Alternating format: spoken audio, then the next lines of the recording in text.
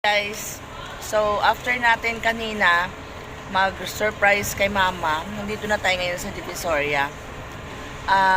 Nakabili na kami ng aming mga kailanganin sa kasal. So dahil sa dami na nilakad, dito na kami kumain. O, ayan si mama. Hi mother. Ayan. Hi love. Ay, dead ba siya? So, ayan, nakakita po kami ng lamesa. Nandito po kami sa gilid ng Divisoria.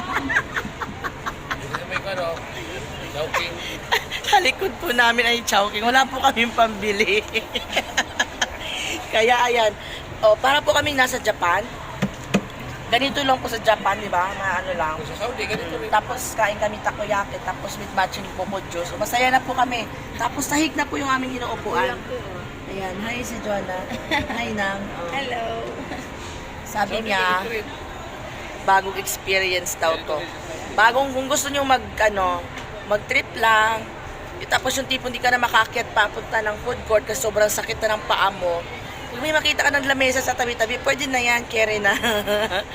So yan, pahuway lang. Pahinga lang konti guys.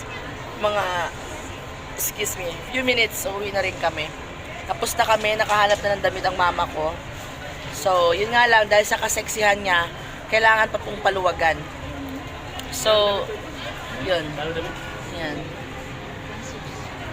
Yan. Thank you mga gracious.